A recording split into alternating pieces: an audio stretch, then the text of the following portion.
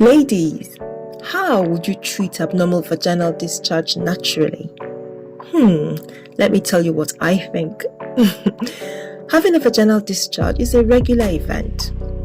Vaginal discharge comes from a combination of dead cells in the womb, the cervix, good germs that usually live in the vagina called lactobacilli, and fluid that comes from the tissues in the vagina itself. Altogether, it's slightly acidic thanks to those good germs, and that helps to keep the vagina clean and infection-free. Your vaginal discharge can change at different times of the month, when you're ovulating, for example, or at other times of your life if you're pregnant, or on your hormonal birth control, or perimenopausal, and so on. However, sometimes a change affects the reproductive organs leading to abnormal vaginal discharge.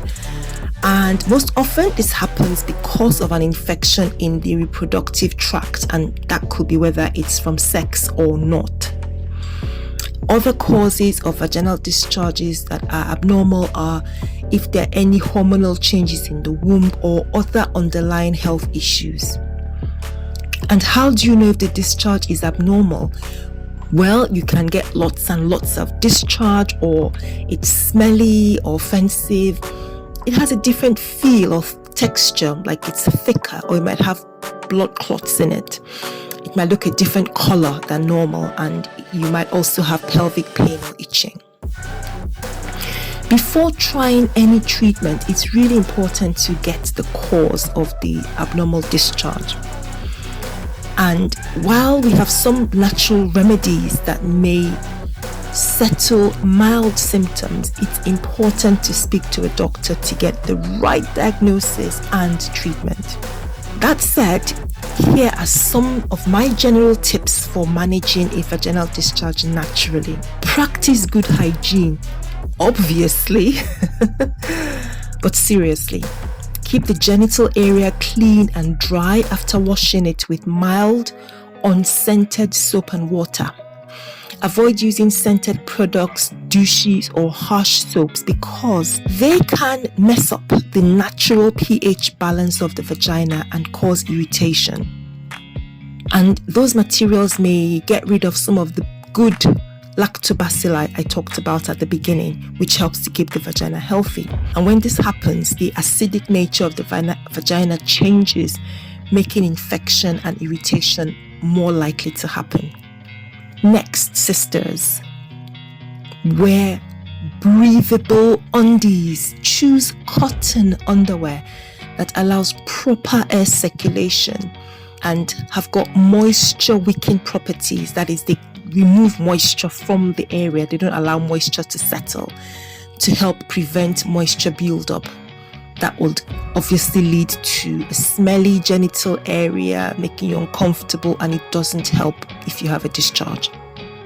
Another tip I've got is about taking probiotics regularly. Probiotics contain lactobacillus strains, and that can help promote a healthy balance of vaginal germs or flora. Probiotics are good bacteria that can help maintain a healthy balance within the vagina. You can take or eat probiotic-rich foods like natural yogurt, or you can get supplements from the store. If I were you and I was trying to sort out an abnormal vaginal discharge, I would avoid tight-fitting clothes. Tight-fitting clothing can trap moisture and heat, making it a nice environment for infections. Not for you, for infections. So instead, opt for loose-fitting, breathable clothing. For underwear, go for cotton, like I've said, and avoid things made from synthetic fabrics like spandex or lycra. This tip is especially for my new moms. I'll tell you why. This is using a sitz bath. Taking a warm sitz bath can help soothe irritation and promote healing. A sitz bath is also known as a hip bath, and it's one where you sit in water up to your hips, although there are different variations.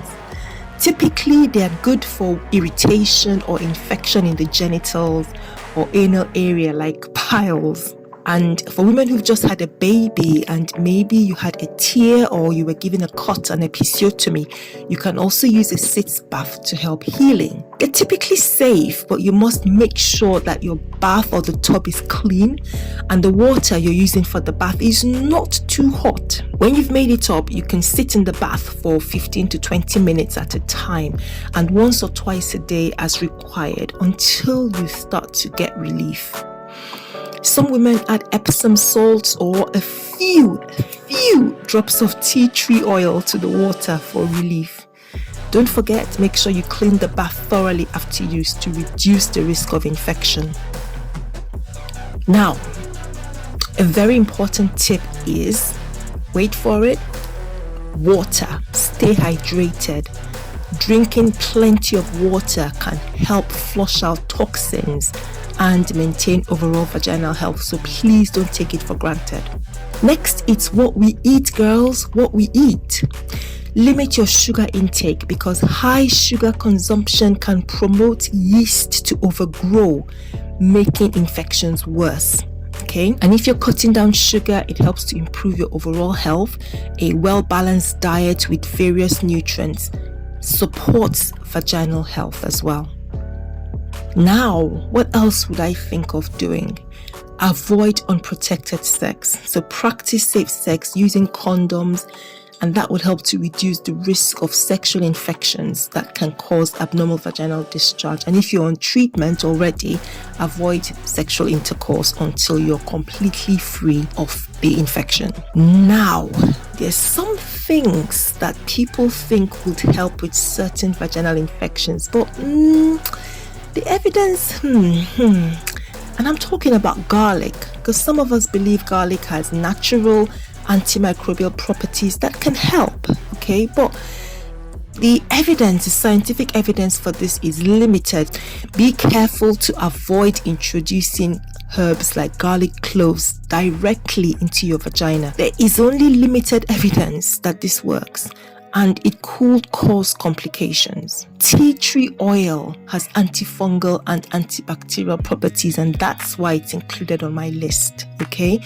And it's also a component of some topical medicines that we use for treating infections like warts. It's also very good for skin conditions like eczema, but it's potent. And if you're not careful, if you don't dilute it properly, it can cause irritation. So please speak to somebody before using tea tree oil in your sensitive bits. Okay, so these are some of the natural remedies I think that might help temporarily relieve mild cases of an abnormal discharge and the ones to avoid, i.e. garlic and things like that. Please don't consider these to be substitutes for professional medical advice and treatment. Anything that is harsh or undiluted, please avoid introducing them into the vagina because they could make things worse. If your symptoms aren't getting better, if they're getting worse, or you have pain along with your symptoms, fever, you're feeling unwell, please urgently seek medical attention so we can work out what's going on and give you the right treatment. That's where I stopped today. I hope you found this useful. Give this video a like and subscribe to the channel. I hope I'll see you again soon. Bye now.